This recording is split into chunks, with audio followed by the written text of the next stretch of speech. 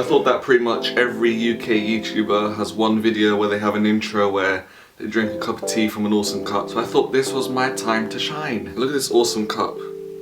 Adventure time. Oh, I just realised, seems I forgot the lighting. Let's fix that.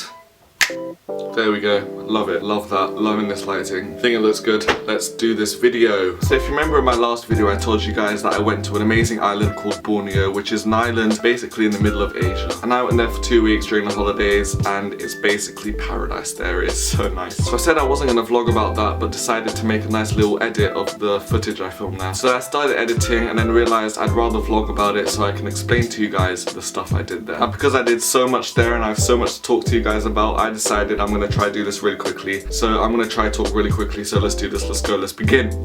So first of all, when I went to Borneo, I took this with me. This is a GoPro Hero 3 and is the camera that I took with me to Borneo because I thought it'd be pretty cool and it's pretty handy and it can go underwater and enough of that. I'm not Soldier Knows Best here, am I? So the footage that you see in Borneo was all filmed on that tiny camera and that's why some of the footage can be a little bit shaky and stuff, just letting you know. So it all started off at Heathrow Airport where we took a 12-hour plane journey to Hong Kong. It was pretty cool, watched loads of lovely movies and stuff and it was quite long but entertaining at the same time. Modern technology. And then at Hong Kong we changed flights and then took a 3-hour journey to the island Borneo. The airline we took from Hong Kong to Borneo was called Dragon Air. Dragon Air. I'm so sorry, I just had to share that with you because it sounds so epic. Now the weather forecast in Borneo is this.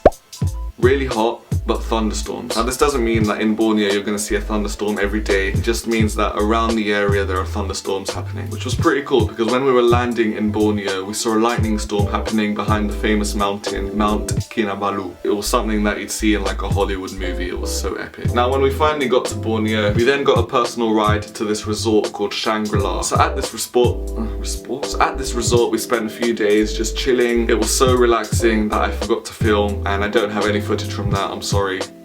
But that's what we did there. After a few days at that resort, we left the resort and then headed into the real Borneo. So real, we were the only white people there. We were driving closer and closer to the famous Mount Kinabalu. I had some local sweet and sour chicken, which was the best sweet and sour chicken I have ever had in my whole life. That sounded weird. So we then arrived at the village, which was basically in the middle of the jungle, away from all civilization. Then the family we stayed with showed us around their village, and that was just amazing. It felt like I was in a real life documentary. The family we stayed with had 3 dogs, 4 cats, who knows how many chickens, tortoises, and a monkey.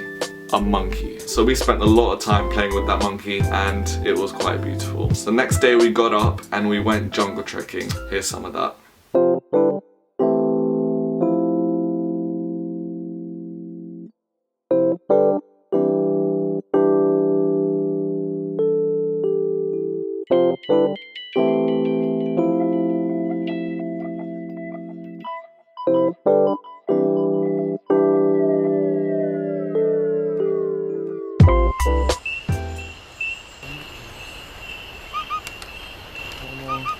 So when we went to sleep in the jungle, it was a bit scary, but we slept in this sort of shelter. So we decided to set up some hammocks and that we'd sleep in the hammocks. Now I know how comfy that sounds and how awesome that sounds, sleeping in hammocks in the jungle, but that was not awesome. I don't know why we could not sleep in those hammocks. It was just so uncomfortable. Then the next day we woke up, we were quite tired. We didn't get really any sleep, but it was all alright, I guess. We had an amazing trek in the jungle, again, back to the local village. And then emotionally we had to say bye to everyone in the village and I'm pretty sure one day I will return back. And also guys, just so you know, we were sharing the jungle with snakes, spiders, bears, a lot of leeches, monkeys and cloud leopards.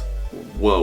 One of the lunches there, we ate frogs. I'm not going to tell you how he kept the frogs alive and then cooked them and stuff because it sounds quite cruel. But then we ate the frogs and it wasn't the nicest thing ever, but they liked it, so it was alright, I guess. Anyway, moving on. So after all the jungle trekking, after we said bye and everything, we went back to the resort and slept there, which was very different to sleeping in the jungle with leopards. We had a little celebration to the fact that we survived in the jungle, so we had a nice little sunset boat ride, which was very nice. Now the next thing I want to talk to you about is the last bit of our trip. Now then, the last bit of our trip, we took a 10-minute boat ride to an island just outside of Borneo. Now this was literally just paradise. So here's some of my awesome time there.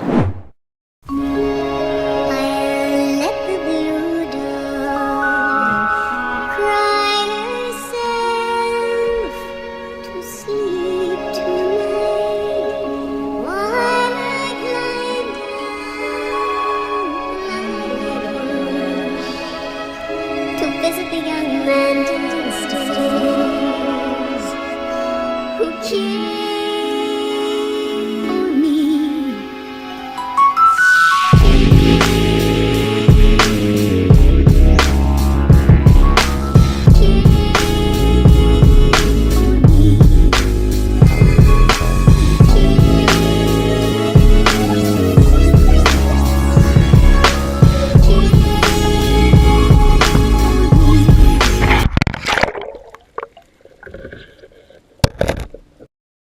must say this whole experience was very life-changing, and it just gives you a different perspective on life. One of them, for example, is the fact that I'm not going to waste too much food on my plate anymore. I mean, look at this. This is where they plant their rice, on really steep hills, steeper than some roller coasters that I've been on. Anyway guys, thank you for watching this video. I understand that this video was pretty long, but I just wanted to share this whole experience with you guys because I'm sad like that. If you liked the video, please go downstairs and give it a like, and go ahead and leave a comment on what your summer was like. Even if you didn't do anything interesting and just stayed at home playing video games, because that's what I'm about to do right now.